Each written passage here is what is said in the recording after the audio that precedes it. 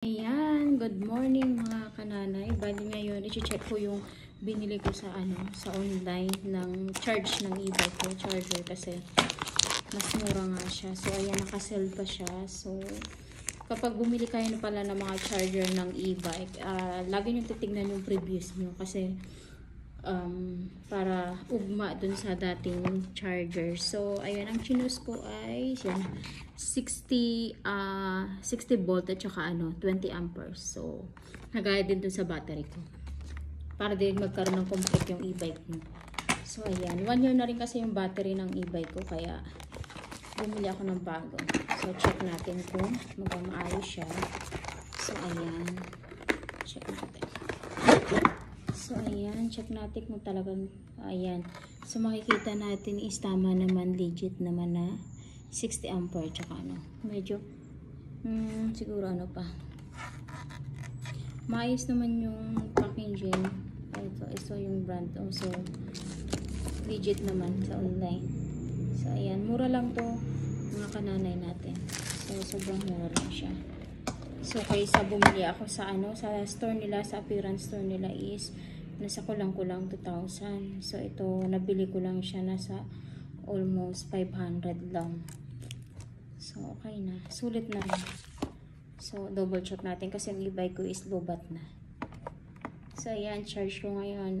Balitaan ko kayo kung talagang matibay siya. Thank you.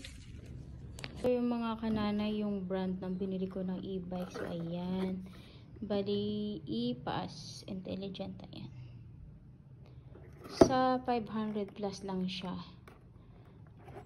Ayan, bali ito siya. Ayan nga, mapapansin nyo, rated voltage is 240 hanggang 60. Okay, tapos so makikita nyo naman siya dun kanina is 60 volts. Ayan, and 20 amperes.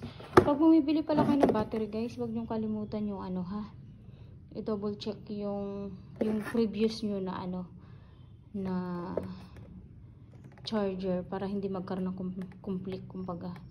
So ayun lang. So tinestin ko siya ngayon. Medyo iba lang siya talaga dun sa original na charger kasi ngayon medyo tumutunog siya. Tumutunog ng konti, yung parang umuugong na sasakyan. Hindi naman ganun kaingay. Parang alam mo yung may aircon na medyo maingay-ingay ng konti, ganun lang siya. So ayan lang yung review ko. So, mga kanana yung dating charger ko. So ayan, bali chinek ko lang sa likod. Sabi kasi nila i-double check sa likod siya. Ayan, 60 volts and 20 amps yan. Yan siya. So medyo malaki to. Hindi ko alam ba't nasira siya. So ayan lang yung dami.